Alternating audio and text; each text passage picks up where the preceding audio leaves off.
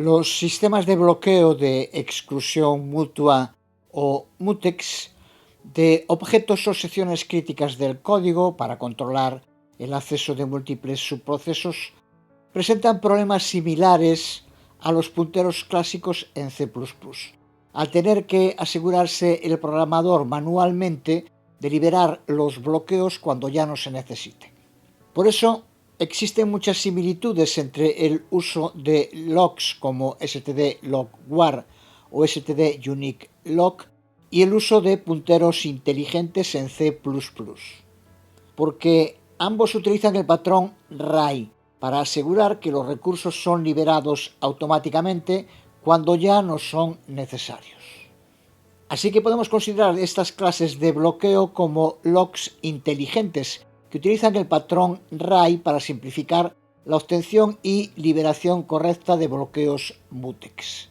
Es el destructor de estos locks inteligentes el que se encarga de liberar automáticamente el bloqueo sobre un mutex. Como en el caso de los punteros listos, es importante también tener claro que el uso de estos locks listos no necesariamente es siempre la mejor opción. En ocasiones, el uso de locks normales como std-mutex o std-shared-mutex puede ser más conveniente, sobre todo por razones de rendimiento. El estándar C++ define 4 plantillas de clase que podemos considerar como tipos de locks listos: std-lock_var, std-unique-lock, std-shared-lock y std-scoped-lock.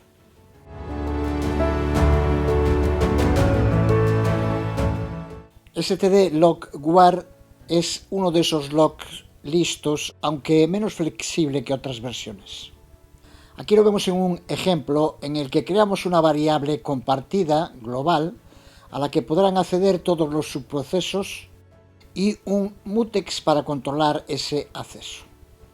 Creamos la función actualizar variable a la que debemos pasar un int que modificará la variable compartida. En su cuerpo empezamos por crear un objeto lock_var que recibe como parámetro el mutex que hemos creado antes. Esto es lo que nos permite un sistema de bloqueo para cada subproceso que acceda al objeto crítico. La variable compartida creada también antes. Pero gracias al uso de lock_var, la creación y destrucción del bloqueo se hace automáticamente a través del constructor y destructor del objeto lock_var, sin necesidad de tener que hacerlo nosotros manualmente. En main creamos varios subprocesos y vemos cómo el uso de lock_var protegerá al objeto crítico con una exclusión mutua, lo que garantiza que no pueden acceder dos subprocesos a la vez y que el resto de los subprocesos esperan hasta que el recurso quede libre.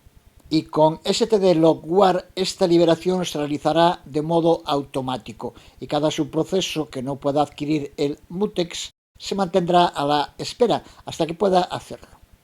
Vemos en la salida como todos los subprocesos acaban accediendo. Eso sí, son simultáneos, así que nada garantiza que lo hagan exactamente en el mismo orden en el que aparecen en la secuencia. Cuando el objeto crítico sea liberado, será el propio sistema operativo el que determine cuál de los que se encuentran a la espera se conecta.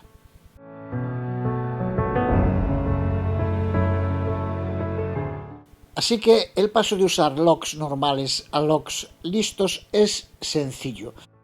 Lo vemos en este otro ejemplo de contador que usamos en el anterior vídeo tutorial con locks normales.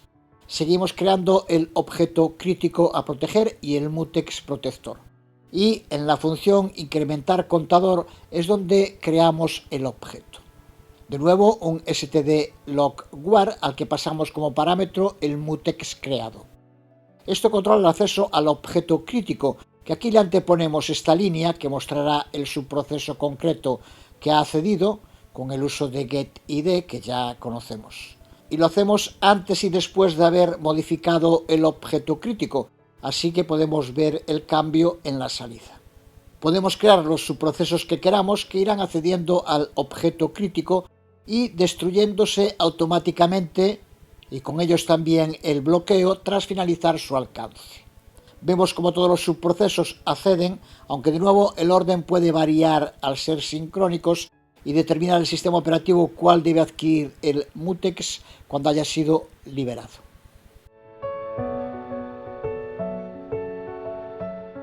STD Unique Lock es otro de los locks listos.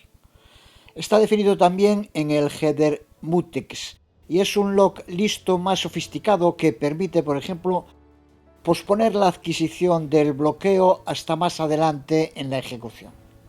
Lo vemos en este ejemplo, en el que de nuevo instanciamos un objeto mutex y dentro de una función llamada f instanciamos un std unique lock.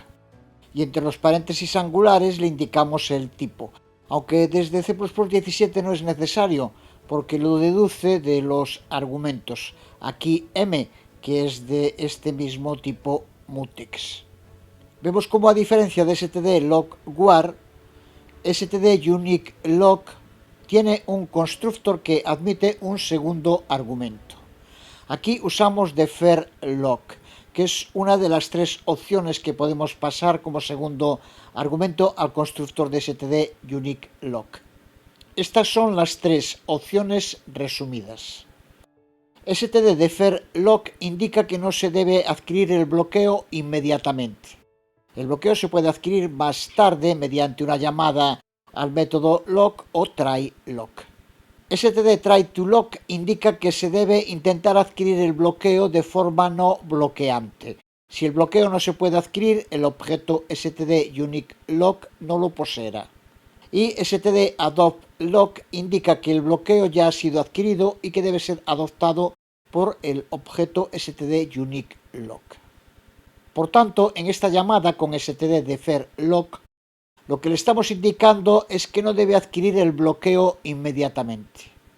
Lo podemos adquirir posteriormente, que es lo que hacemos en el cuerpo de la función f con dos if-else. El primer if llama al método tryLock de LCK, que intenta adquirir el bloqueo de forma no bloqueante, que ya sabemos, si el intento tiene éxito devuelve true, así que se imprimirá este mensaje, y si no tiene éxito devuelve false. El tryLock no lo sigue intentando y se imprimirá este mensaje. El otro if-else hace lo mismo, pero usando ahora la función miembro de std unique lock, oseLock, que comprueba si el objeto posee el bloqueo o no, y de nuevo, según la respuesta, devuelve un mensaje diciendo que posee el bloqueo o que no posee el bloqueo.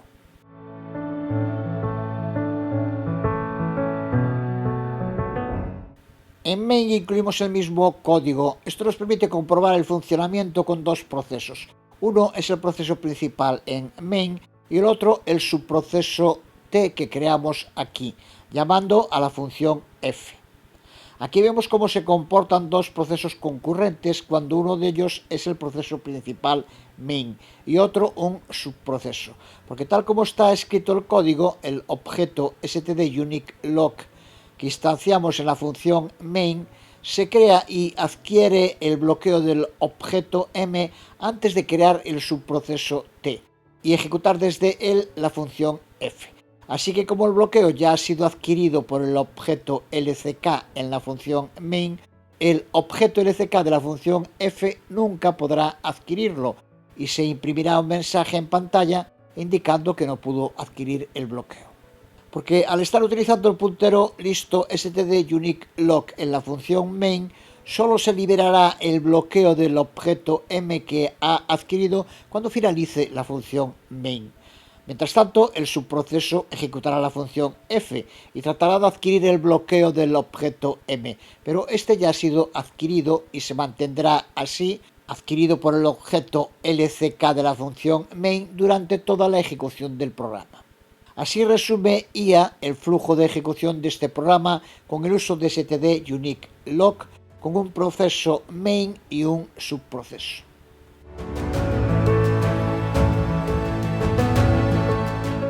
La plantilla de clase SharedLock, al igual que su variante manual std SharedMutex, está definida en el header SharedMutex, no en mutex. Es también un lock listo y comparte interface con STD Unique Lock, pero adquiere bloqueos compartidos en lugar de bloqueos exclusivos como STD Unique Lock, que se usa con los métodos de shared mutex como lock shared y try lock shared. Y con lo que hemos visto, ahora sí ya podemos crear un sistema de bloqueo lectores editores funcional, en el que el uso de shared lock es clave. Este sistema sigue tratándose de un bloqueo que protege un objeto compartido mientras se accede a él desde varios subprocesos. Pero a diferencia de los anteriores, el tipo de bloqueo a aplicar varía, porque un bloqueo de lectores-escritores permite que varios subprocesos lean al mismo tiempo, pero no que escriban al mismo tiempo, y tampoco que unos subprocesos lean mientras otro subproceso está escribiendo. Porque cuando un subproceso quiera escribir, tendrá que adquirir un bloqueo exclusivo que evite que otros subprocesos puedan acceder al objeto compartido, sea para leer o para escribir.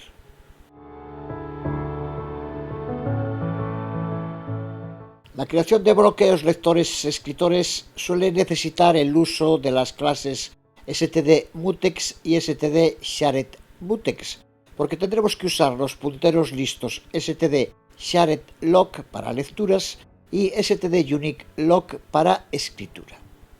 El modo de organizar el código en este programa es a través de dos funciones: la función leer e imprimir, que obtiene un stdsharedlock para proteger el objeto compartido mientras lee su valor y se muestra en pantalla, mientras que la función escribir valor obtiene un stduniquelock para proteger el objeto compartido mientras escribe un nuevo valor.